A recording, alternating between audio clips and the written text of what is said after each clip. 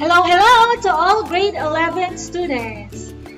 Sa lesson natin ngayon ay pag-aaralan natin ang one-to-one functions, inverse of functions, and graphs of inverse functions. Sa pinakauna nating lesson ay natutunan na natin ang relations and functions. Ngayon ay recall lang natin ang kanilang mga definitions. A relation is a set of ordered pairs. So ito yung x and y. A relation is a function if and only if each element of the domain is paired with exactly one element of the range. So, para maging matawag na function si relation, itong si domain dapat ay isa lang ang magiging kapartner niya kay range. Okay? Again, domain is our x and the range is our y. What are functions in the real world? There are situations that can be represented by two variable quantities, related in such a way that one variable depends upon another variable. Or in other words, the quantity or a variable y depends upon the quantity or variable x. The price of plot of land is related to the number of square meters of the land bought.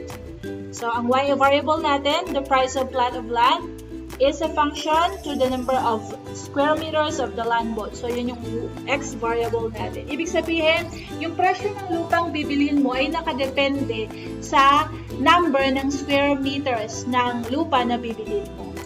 Okay? Next example, the monthly salary of an employee is related to the number of days the employee worked. O, ito naman ngayon, gano'n ka kasipag magtrabaho? Kasi yung salary mo o yung sweldo mo ay nakadepende sa araw na ipinasok mo, na ipinagtrabaho mo. Okay, kaya ang ating y variable, monthly salary, ang ating x variable, number of days na iyong pinagtrabaho. Another example, the water bill paid for the month is related to the number of cubic of the water consumed. Ang y variable natin, the water bill paid for the month, and then ang x natin, the number of cubic meters of the water consumed. Okay? Malalaman natin kung magkano yung water bill natin, depende sa nakonsumo natin. Okay? Gamit yung cubic meters. Okay. So, punta na tayo ngayon dito sa one-to-one function and inverse function. A function is a one-to-one function if and only if each element of the range is paired with exactly one element of the domain. So, parang ganun lang din siya, di ba? Kay relation and function. Okay? Inverse function naman tayo. A function f has an inverse function f raised to negative 1, or babasahin natin ito na babasahin natin as f inverse. If and only if f is 1 to 1. Okay, another way para matest natin kung ang function ba ay 1 to 1 ay ang horizontal line test. A function is a 1 to 1 if no horizontal line intersects its graph more than once. Example, determine the inverse of the following set of 1 to 1 ordered pairs. Okay. So, pag sinabi natin inverse, okay, kabaliktaran lang. So, mirror lang siya. Tandaan natin ulit ng lahat ng value na makikita natin na nakasulat sa left side, ito yung ating value na x. Lahat naman ng value na nakasulat sa right side, ito yung ating value ni y. So, dito, ang mga sagot natin ay pinagbaliktad na natin sa example number 1 natin. Another, ito naman, interchange lang natin. Ang value natin, y ay name. Ito si Rekar, Josh, Friends, and Rudy. Kay x naman, ID number. So, ang gagawin lang natin ay pagbaliktarin silang dalawa. Pagpalitin lang natin ang pwesto. So, ito na siya. Okay, si name, siya na yung naging x variable natin or x value. Si ID number, siya na yung y natin. Okay, tingnan natin. Si Josh, ang kanyang ID number, 2018-19. So, tingnan natin, Josh, 2018-19. So, walang pinagbago. Pinagbaliktad lang natin ang pwesto. Okay? Another example, sabi natin kanina, ang isang function ay one-to-one function kung mag-draw rin tayo ng horizontal line. So, let's try to draw a horizontal line dito sa letter A. So, kahit saan natin ilagay or kahit saan natin i-drawing horizontal line, nakikita natin na isang point lang yung kanyang na-intersect. So, meaning, ito ay one-to-one function. So, function. Check. So, dito naman, it's not one-to-one function kasi 2 points na yung kanyang dinaanan. Okay, so, it's not a one-to-one function. So, dito rin, one-to-one function to kasi isang point lang kanyang dinaanan. So, check. Okay? Equals x plus 2. Questions. Is the inverse of f a function? If so, give it defining the equation and rewrite into its inverse. So, let's have the following solutions. F of x equals x plus 2, or i-rewrite natin like this, y equals x plus 2. Tapos, interchange lang natin, pagpaliktarin natin si y at saka si x from the original equation. Kaya, si x napunta na dito sa left side, si y nandito na sa right side, kasama niya si 2. So, dahil si 2 ay galing dito sa side na to, kaya siya ay naging negative. So, pagsulat na natin siya as equation, y equals x minus 2. Then, we're going to write it in function form. So, ito na yung function form. Ito yung tinatawag nating function form, f of x. Ito naman yung equation. Okay? So, ito na yung function form niya, f of x equals x minus 2. So, tingnan nyo, kahit isang tingin lang, pag sinabi natin inverse function, baliktad lang natin yung sign din niya. So, negative, tapos from positive naging negative. Pero siya pa rin. Para lang makita nyo kung paano nangyari. Okay? So, ang tanong kanina, ang sagot natin ay yes. Ang defining equation niya ay y equals x minus 2. Ang inverse of f of x ay x plus 2. Sulat natin as f inverse of x equals x minus 2. Okay? Let's have another.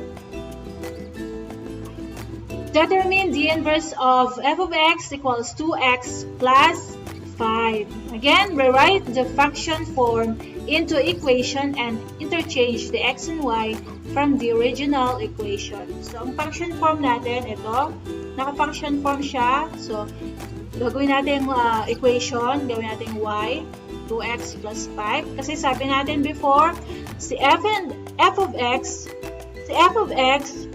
ay pareho ni y or representation siya ni y or vice versa.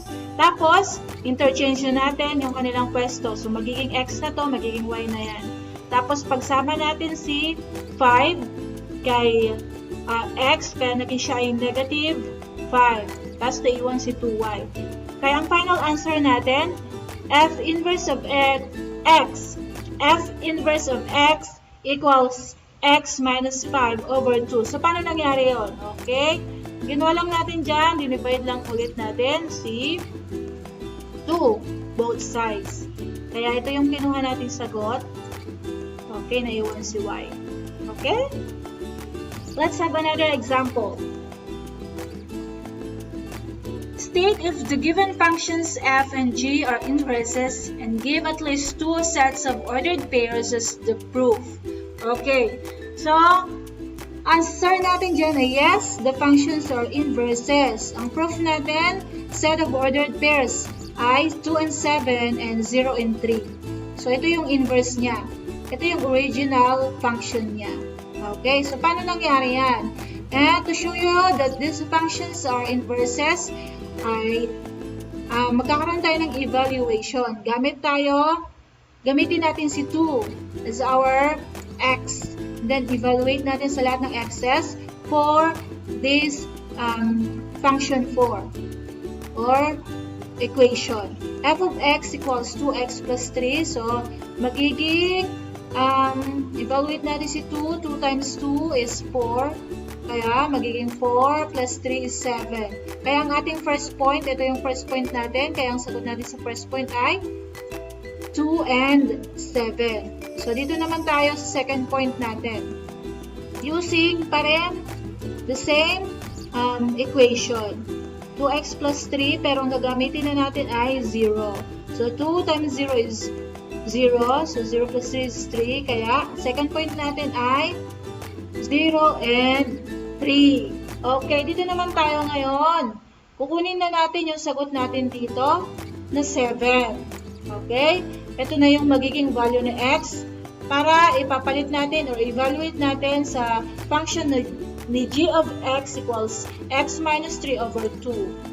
Okay?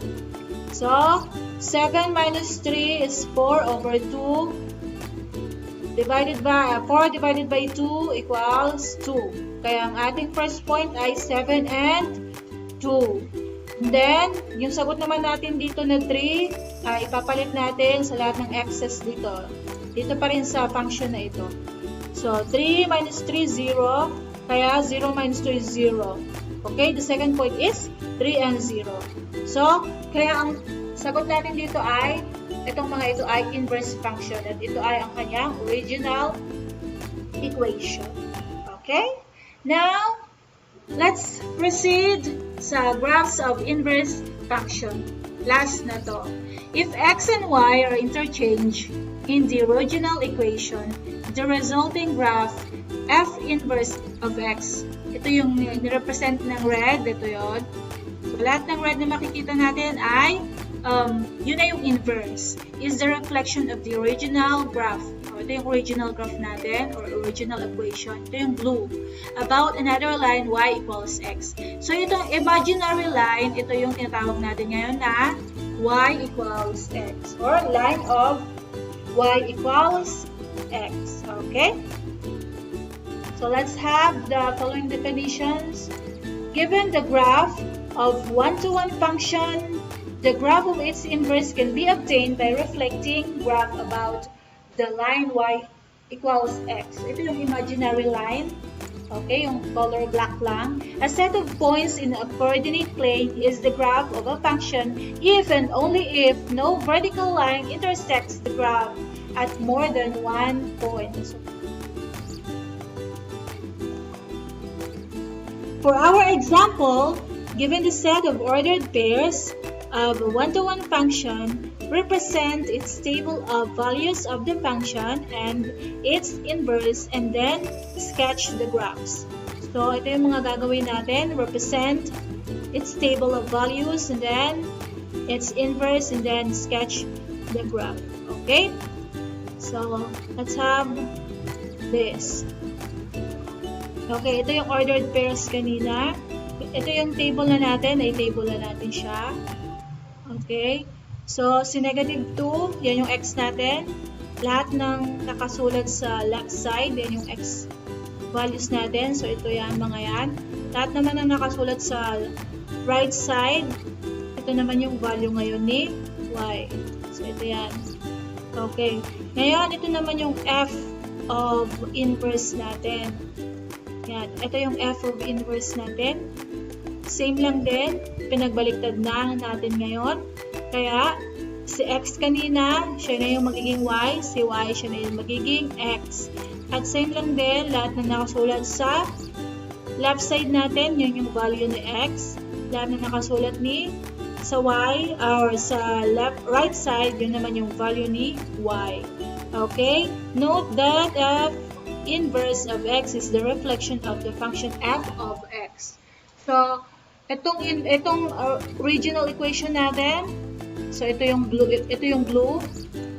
Ito lang yung reflection ng inverse. Okay? So, tingnan natin yung original equation natin. Negative 2 and negative 4. So, negative 2 and negative 4, ito siya.